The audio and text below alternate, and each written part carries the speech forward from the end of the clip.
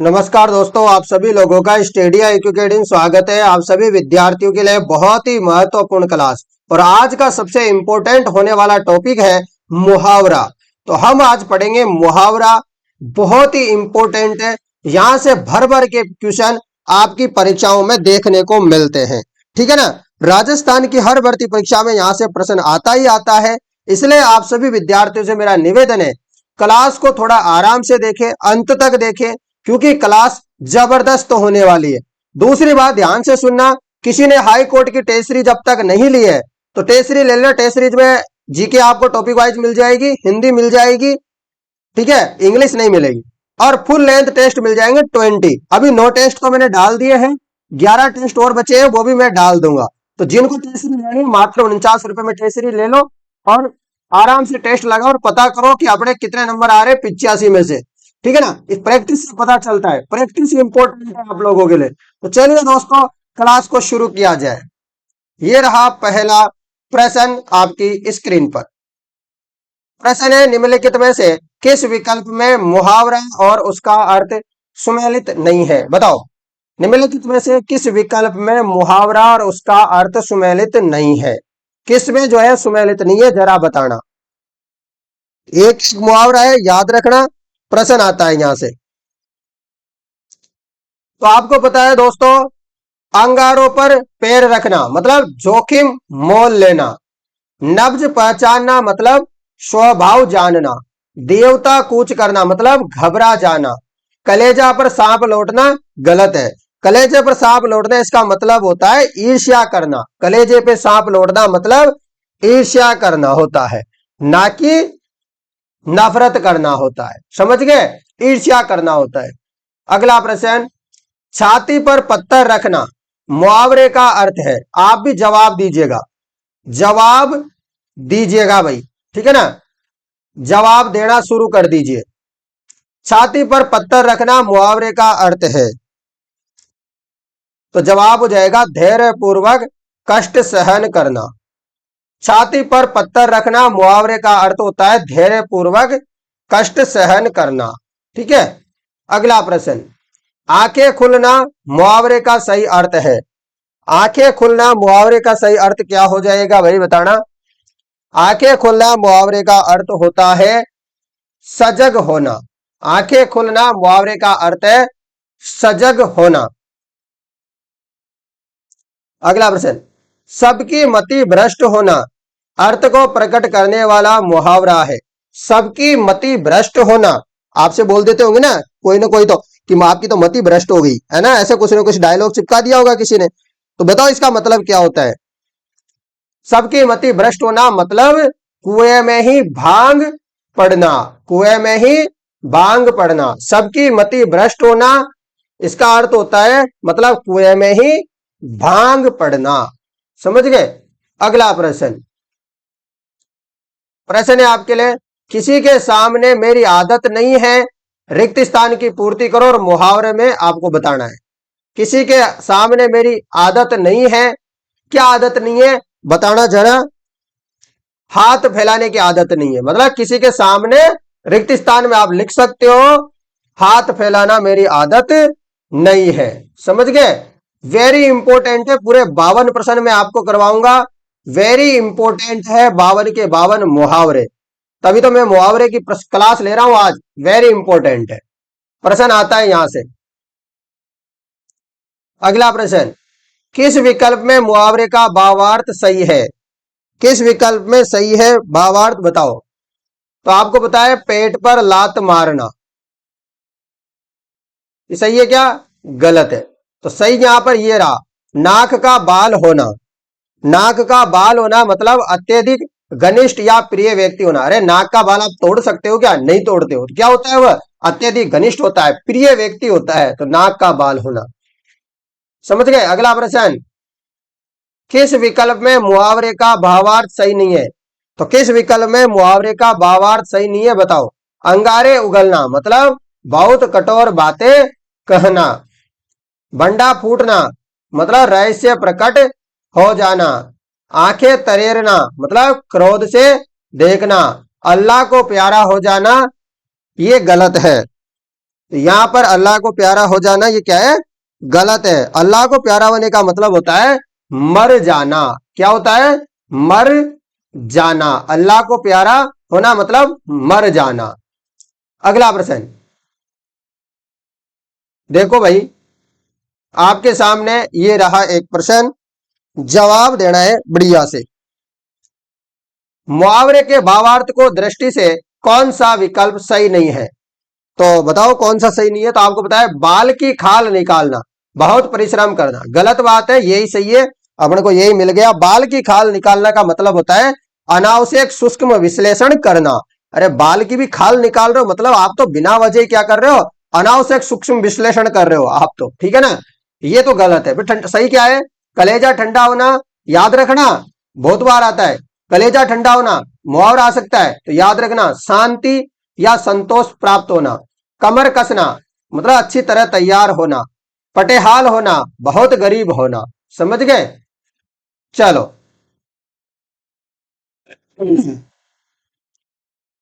चलो दोस्तों, प्रश्न अगला है, किस विकल्प में मुहावरे का भावार्थ गलत है? किस विकल्प में मुहावरे का भावार्थ गलत है?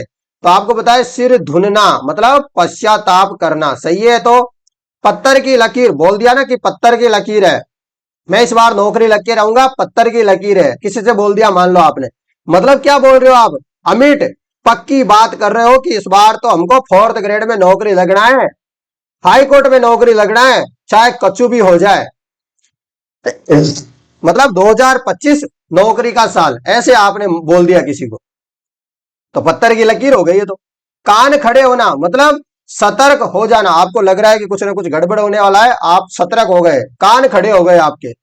आगे देखो कन्नी काटना, ये गलत है। कन्नी काटने का मुहावरा होता है, इसका अर्थ होता है कतरा कर निकल जाना। कन्नी काटना मतलब कतरा कर निकल जाना। अगला प्रश्न, अत्यधिक गुस्सा आना के लिए सही मुहावरा क्या है? मान लो अत्यधिक गुस्सा आना, इसके लिए मुहावरा बताओ। अत्यधिक गुस्सा आना मुहावरा होता है इसका खून खोलना। अत्यधिक गुस्सा आ रहा है मान लो, तो क्या बोल रहा है, मेरा खून खोल रहा है, मतलब गुस्सा आ रहा है अत्यधिक भयंकर, ठीक है ना। तो खून खोलना होता है इसका। अगला प्रश्न, कलई खुलना मुहावरे का सही अर्थ है? कलई खुलना मतलब मुहावरे का भेद क्या है, आपकी मान लो किसी आपका कोई भेद था, आपने कोई बात छुपा रखी थी, आपसे बोलेगा आज तो खुल गई आपकी कलई, मतलब भांडा फूट गया। भांडा कैसे, मतलब भेद प्रकट होना, ठीक है। मतलब भेद प्रकट हो गया, आपकी जो जानकारी थी जो आपने छिपा छिपा करके रख रखी थी, उसका भेद प्रकट हो गया। तो कलई खुलना मतलब भेद प्रकट हो जाना। समझ में आया। अगला प्रश्न आपके लिए ये रहा, दाल में कुछ काला होना मुहावरे का भावार्थ है। ऐसे बोलते हैं जैसे पेपर आउट हो गया, आपसे कोई टीचर बोलेगा अरे इसमें तो दाल में कुछ काला है, या फिर कोई बोलेगा दाल में काला क्या है, तो पूरी दाल ही काली है, मतलब पूरा घोटाला हो गया, ऐसे तो बोलते हैं ना हमें। हाँ तो बताओ दाल में कुछ काला होना मुहावरे का भावार्थ क्या होगा?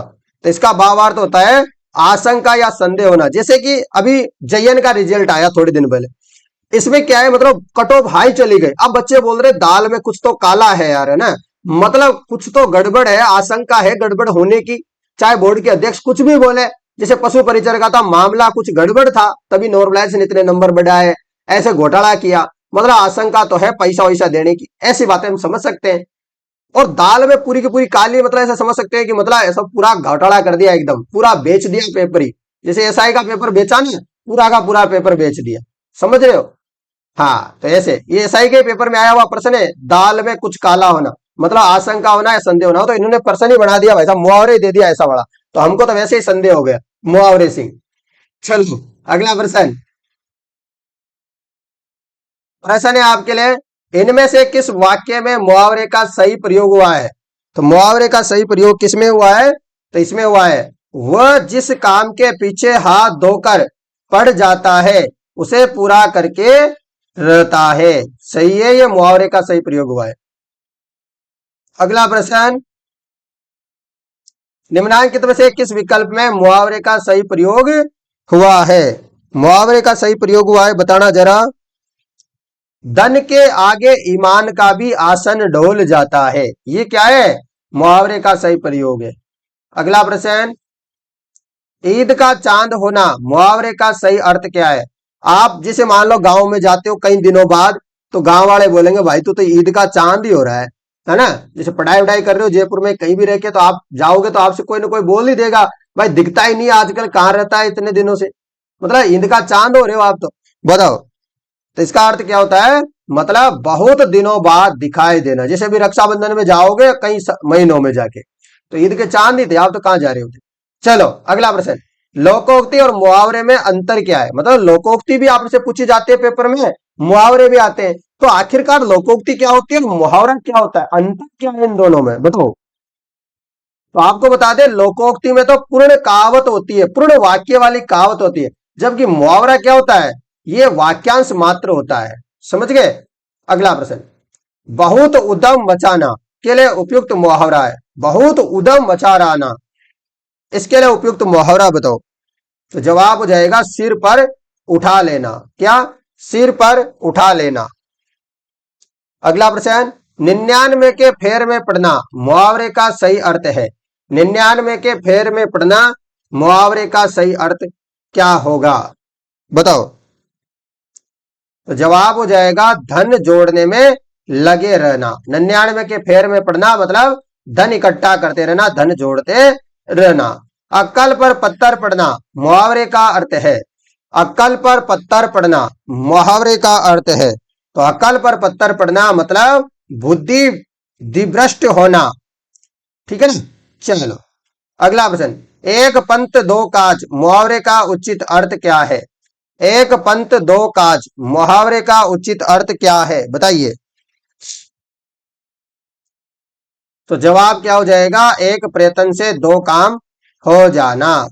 नेक्स्ट प्रश्न, अंधा होना मुहावरे का अभिप्राय है। अंधा होना मुहावरे का अभिप्राय है विवेक नष्ट होना। अंधा होना मुहावरे का अभिप्राय है विवेक नष्ट होना। अगला प्रश्न, केह यानी कि धूल खाना मुहावरे का अर्थ है। केह या फिर धूल खाना मुहावरे का क्या अर्थ हो जाएगा? मुहावरे का हो जाएगा बुरी दशा में रहना। बहुत कष्ट होना अर्थ के लिए निकटतम मुहावरा क्या होगा? बहुत कष्ट होना अर्थ के लिए निकटतम मुहावरा है। जवाब हो जाएगा छाती फटना। बहुत कष्ट होना अर्थ के लिए निकट मुहावरा क्या होगा? छाती फटना। अगला प्रश्न, डाक के तीन पात होना का अर्थ है। डाक के तीन पात होना मुहावरे का अर्थ क्या हो जाएगा? सदैव एक सी स्थिति। अगला प्रश्न, किस विकल्प में मुहावरे का युक्ति युक्त अर्थ नहीं है? मुहावरे का युक्ति युक्त अर्थ नहीं है किसमें? देखो, चादर से बाहर पैर फैलाना मर्यादा का उल्लंघन करना सही है। छाती उमड़ आना प्रेम और करुणा से गदगद होना। पेंदे के बल बैठना मतलब भरा भाव मानना। छट्टी का राजा कठिन परिश्रम, ये गलत है। छट्टी का राजा ये गलत है। छट्टी का राजे का मतलब होता है पुश्तैनी रईस। क्या होता है? पुश्तैनी रईस। अगला प्रश्न, अंडे का शहजादा का अर्थ है।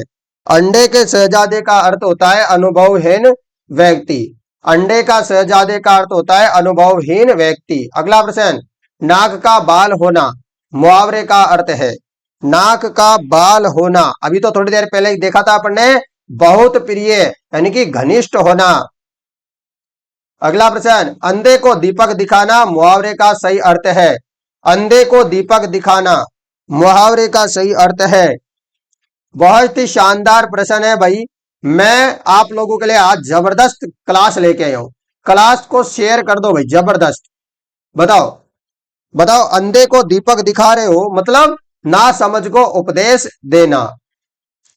अगला प्रश्न, अंधेरी नगरी का अर्थ है। अंधेरी नगरी का अर्थ क्या होता है?